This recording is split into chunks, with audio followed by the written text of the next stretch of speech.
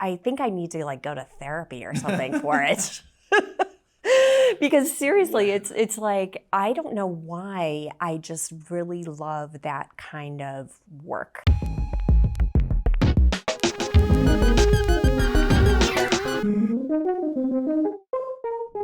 So Rebecca Oistad, welcome to the show. Thank you. Rebecca is a seasoned B2B and B2C data-driven marketer and the SVP of B2B marketing Yes. at Certus. Yep. You're a seasoned marketer, so what kind of seasoning? Seasoned meaning old. Oh, old, okay. Well, like Old Bay seasoning, because that's one of my favorite seasonings of all time. Right. Yes. No, I do recognize that my LinkedIn profile does say seasoned. No, it's really just experienced. Yeah. I've worked on so many different brands in different stages of life cycle. And while I do have, I have a pretty extensive experience on the B2C side, I've always been very focused on B2B. Yeah. So that's really been kind of my, where I always gravitate to. Right. That's your bread and butter. I was trying to do like a B to B kind of a alliteration thing. Yeah, I like that. So that's what this is all about. It's all about being really clever and silly. Before we get into your business side of Rebecca, what's one thing that your coworkers or colleagues might not know about you that they might find interesting or surprising? Oh my gosh. Or that we might not know about you? That you might not know about me. Put you on This the is spot. really, really challenging. We're going to hit you with the hardball questions. I'm kind of an open book with people that I work with. So I feel like I don't know that I could say anything to them that would be a surprise. What's your two truths and a lie situation? Like what's the surprising truth behind Rebecca? Surprising truth. I guess one thing that might be surprising for people to know is that when I first had my kids, I kind of thought I was going to be a stay-at-home mom. Oh, really? Yeah. Wow. Because Yeah. you have such a seasoned marketing I background, know. a lot of different. But I mean that for real. Like you've done a lot. I have done a lot. And you've been very professional, focused. Yes. Yep. So what happened to you know, keep it on the path? I always just kind of people would present me with opportunities and I would do that. And when my kids were really young, I owned my own business. Oh, really? And yes, it was like an indoor play place for kids. Okay, we need to talk about this because I have a 13-month I and we're trying know. to figure this out. I know. And it's wintertime. The winter is huge, right? Gosh, it is huge. So Could really use your service right now. I think I thought in my mind, I thought that it was going to be like a pretty, like, it was just a great synergistic thing to do when my kids were really young and it wouldn't necessarily be that much work, but it was a lot of work. It is a lot of work to own your own business. Yeah. And then I started working out, doing other stuff at the same time because people were asking me to do things. And ultimately, I sold that business and just was doing some freelance work and things. And then when my kids, were getting to be school age, like kindergarten age, like I was like, all right, I'm just gonna work. Yeah. So I guess that's one thing that would be a little bit of a surprise. That's surprising to me. I do have to ask though, what was the indoor play place It is business? no longer there, but relatively recently, one of our employees purchased it and had it for a while. It was called Corner Playroom. Okay. On Clybourne. Okay. Clybourne and Webster. So it's like a physical space you go to. Yep. Okay. Cool. Yep. Did like birthday parties on the weekends and things yeah. like that. Yeah. But as you can imagine, in the summer, it was kind of challenging because people want to be outside. People want to be outside for sure. Very seasonal business. Okay. Yeah. Well, it's the season to have it now. And Correct. we just had this space that we just moved to Evanston, and right around the corner was this place called Little Beans. And we're like, oh my gosh, this is going to be a huge perk going into like year one with the kid, and the fact that it's wintertime. Yeah. And they closed just in time for winter, like for good. Oh no. So we're like, that is so sad. I think I saw that. Yeah. Well, because I kind of live in that area. Yeah. So anyways. So if you want to bring it back, Yeah. I might need to get some tips from you Yeah. about that. Yeah. Okay, so let's talk about the business side of things. So what do the folks at Certus do? So we are a provider of training solutions, everything from workplace safety training to technical training, food safety training, professional services like continuing education, things like that. And the majority of our offerings are online.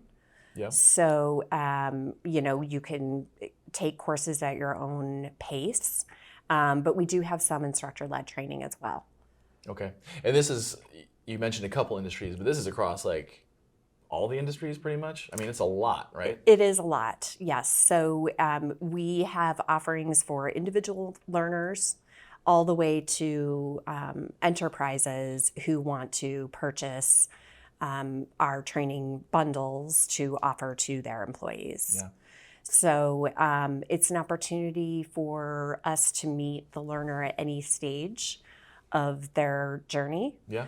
And we're meeting people on the B2B side, as I said, for enterprises, as well as what we call kind of B2C or B2P, business to professionals, like the individual learner might come and purchase a food safety course, Right. or On their own. Because on they their wanna, own, or they need an OSHA 10 course or Right. something like that. Yeah.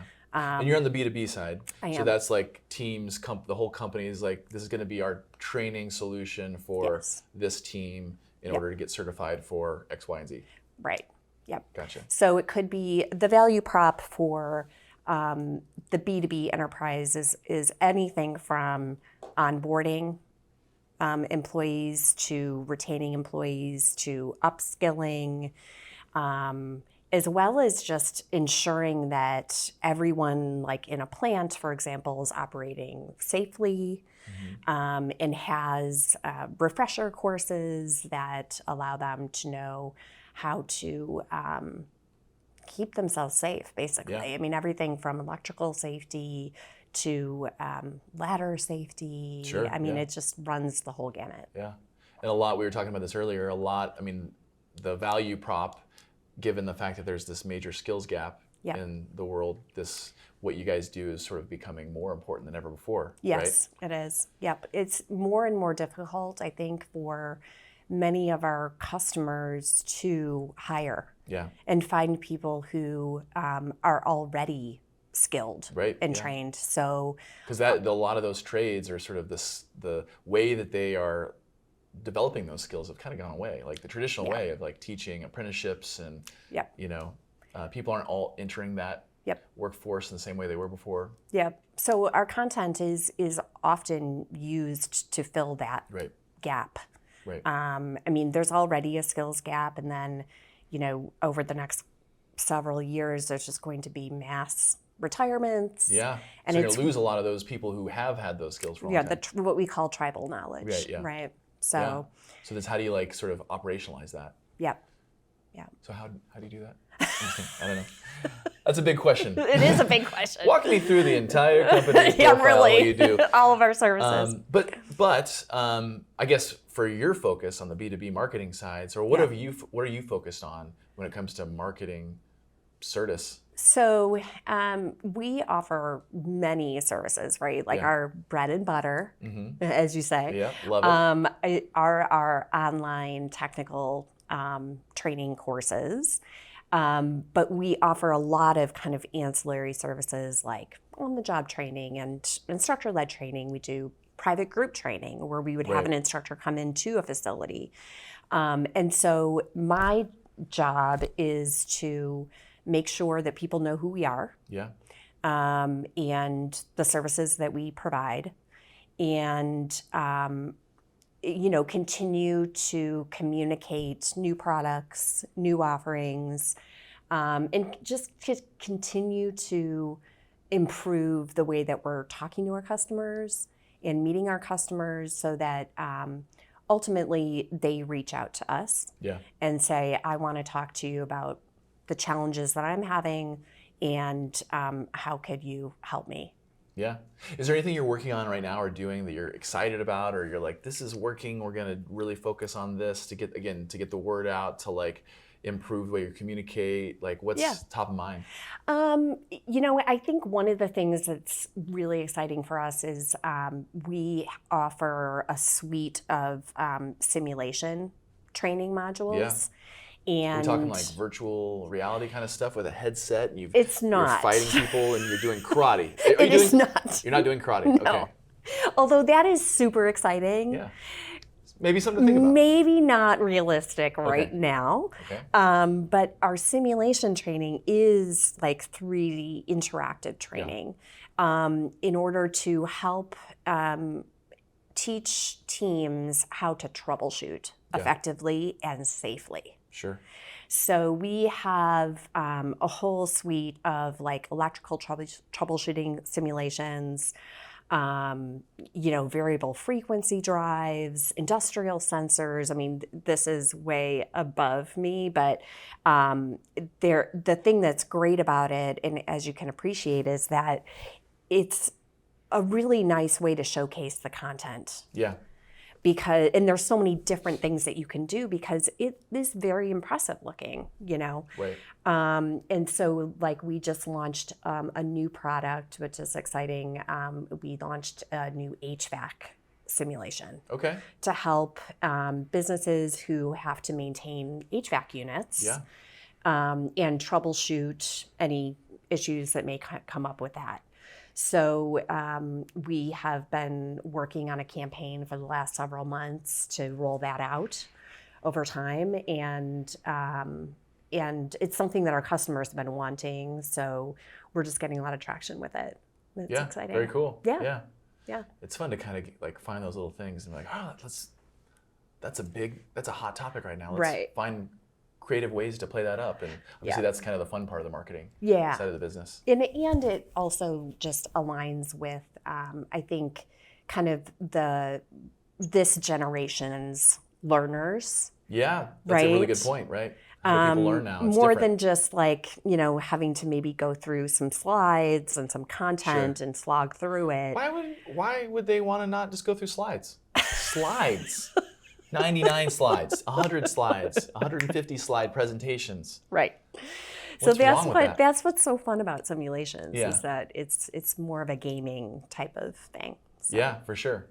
And that totally makes sense. And people are learning differently, and there's new tools that you have. Right. Why not use them? Yep.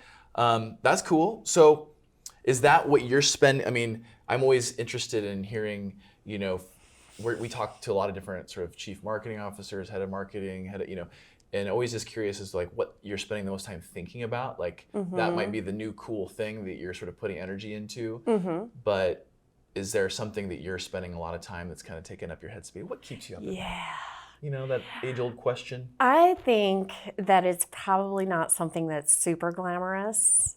Well, it never is. But one of the things that we really will be tackling in 2024 is data. Data. Oh man.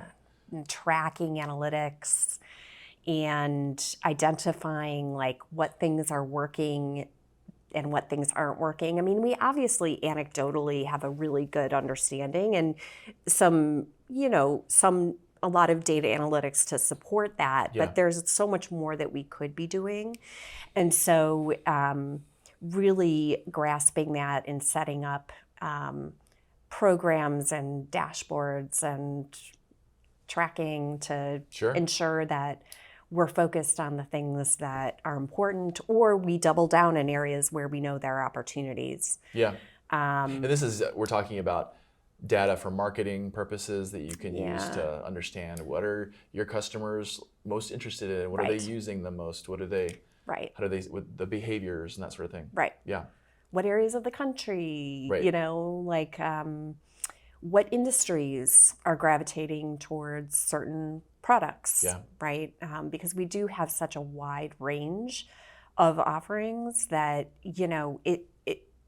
it's just an opportunity for us to dive even deeper into that. So it was interesting. We had a chemist turned CMO on this show, and data was the focus of the episode. And I think was quoting somebody else, but he was like, "Never bring an opinion to a data fight," or something like that. It was something no, like that. that's where it was, never gonna work. No, but it being the great equalizer. But the problem with it just is like, yeah, you have all this stuff to look at, but how do you actually like turn it into an insight and make it like meaningful or actionable and stuff? So that's a big challenge. It is for a lot of companies. It is. So you have a way forward though. We do. You've tracked some of this stuff. Now it's like, let's do more of it and get more organized. Yeah, I mean the great thing is that in our marketing team we have data intelligence. A data intelligence group. Yeah. Okay. Well, right. Yeah. So that helps a lot. Yeah. So. Especially if they're intelligent. Well, I'm assuming they are because they're the data intelligence group. It could be called that. Yeah, it's a prerequisite. Yeah. Are you? You know what? I should ask you this. Are you intelligent? Yes. Okay. Great. Because we're gonna need that. Do you like data? Because if you don't, you're gonna hate this job. I know we were talking about how the culture at Certus is pretty strong. It's intact. You enjoy it, but you're also pretty remote. I mean, it's almost completely remote, right? Yep. Everybody is. So how are you maintaining that connection, and what does that look like? Yeah.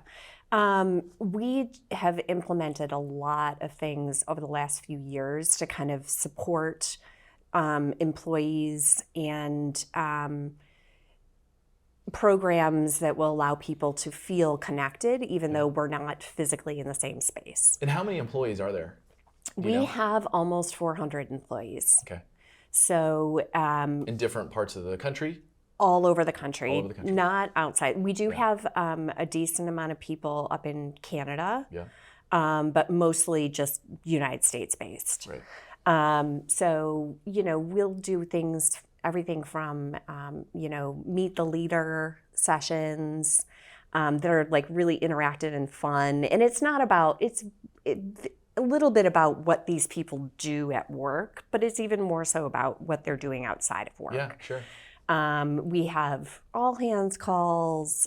We have an employee communications director who puts together programs every month to kind of get people together and contribute to either charitable organizations or just things internally, contests, things like something that. Something to keep it fun, interactive, something to do together. Yeah. And employees contribute content to like our monthly newsletter that we put together. And so we're always kind of trying to, move the bar and increase that kind of connectivity, even though we're not all together. Is that something you've seen? Is it unique here, or is it something that's kind of come out of the pandemic? Sort of, what are you seeing compared to your other roles, or what's happening right now? It's interesting. I don't feel like I think that a lot of companies are trying to do like more of a hybrid type of situation. And I think it's a little bit of a challenge when it's nice to be able to recruit and have people from all over the country. And you can't do that even if you're doing a hybrid model for the most part, right? Everyone has to be geographically from the same space. Yeah. And it's not just about increasing the pool of candidates, but it's also like if you live in a different area of the country outside of Chicago, you have a different perspective on things. Yeah.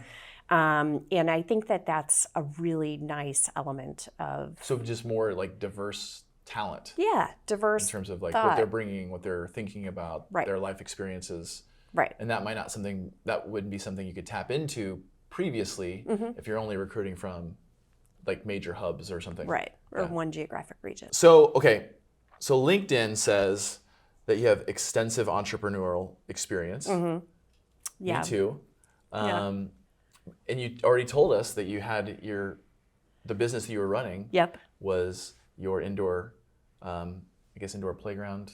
Yep, play place for kids. Play place for kids. So is that have you been involved in other startups? Yeah, so I would say most of the roles that I've had are have been entrepreneurial, even if they're, kind of what you would consider like a legacy company. Okay. So like at one point I worked at Rand McNally. Okay. And which is, been around forever. They created the first mapping system in the United States. But I joined the company at a time where they needed to re-envision certain elements, obviously, because wall maps are just not as, became obsolete at one point. Well, they were doing everything hand-drawn, right? They were kind of going up and down the coast in an old wooden ship and then just kind of sketching it. So you have Creating to change atlases. Things. Yeah, you have to tap into technology. Yeah. So it's just an example of, working with a company to re-envision or reinvigorate new opportunities, come up with new services and new customers. And so I've always just kind of gravitated to that kind of role. Yeah. So. And just when what is it about that you see that opportunity? Is it that like there's a big problem that you can see it needs to be solved? What are kind of those little factors? Yeah. I know. I think I need to like go to therapy or something for it. Because seriously, it's like, I don't know why I just really love that kind of work. Yeah. That kind of day-to-day work. It must be a combination of, creativity for sure. that has to go into it, as well as I think I do gravitate towards maybe more immediate gratification. Really wanting to like just get something done and see the results of it. And I think sometimes with an entrepreneurial role, it's easier to achieve that. So, yeah. Yeah. Especially if there's sort of like a big gap and there's just not anything there. Yeah. Or it's create something out of nothing. Yeah. Yeah. That's cool. Yeah. I like to build things with popsicle sticks. Where some people just see like a used, popsicle, bomb pop, whatever. I see a small building that right. made out of glue. Just and one popsicle sticks. stick, you see a whole building. I see a village. Yeah. Yeah. And that's impressive. And that's why I'm an entrepreneur. Like cut to like everybody that I work with leaving the studio to go find a different job. Right. Sorry, Demian. This is the kind of leadership that you have in place. Right. What flavor popsicles are you getting your popsicle sticks from? Isn't it the bomb pop that has the red, blue, and white? Oh, yeah. Okay, they're pretty cool. Patriotic? Yeah. Yeah. I'll stay. Okay. Good. Yeah. They're like an interesting shape and yeah. Yeah. Yeah. So it's not like there you go. regular old popsicle. No, this isn't just, I'm an entrepreneur, an innovator. Right. I'm a disruptor. Right. Speaking of words and phrases that are kind of silly, what is a word or phrase that we should stop using in the workspace, in the workplace? Oh gosh. What comes to mind? There's so many. I mean, out of the box is a big one. Out of the box. Like out of the box thinking. Yeah. Like do you ever say it? I try not to. Okay. Yeah. Do you ever catch yourself saying it? You're like, why did I say that? Or saying something like that? Yeah. Yeah. One other thing that comes up a lot, and I think it's more a matter of coming up with a different term, but a lot of times, especially in a remote environment, when you're all on a Zoom call or video call, and it's different than if you were in person, but sometimes like you get down in the weeds and then you say, let's offline this. Oh yeah.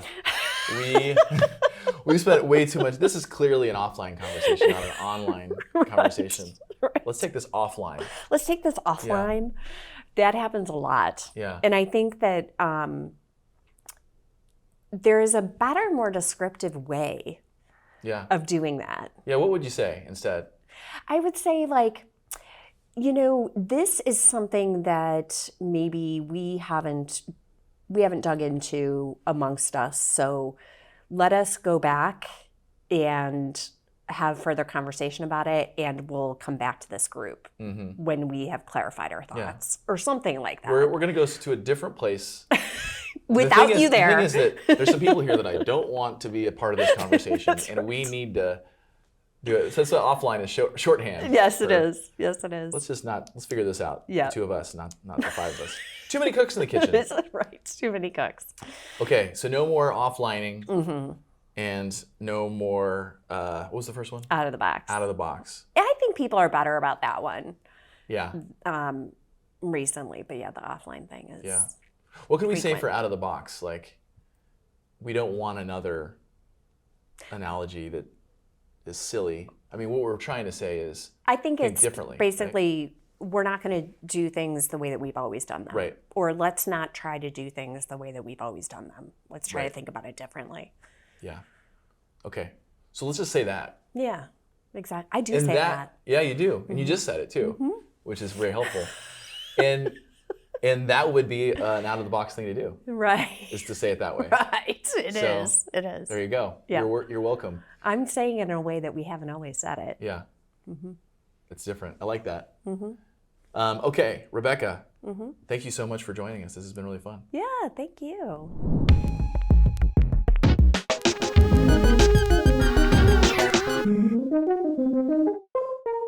El final.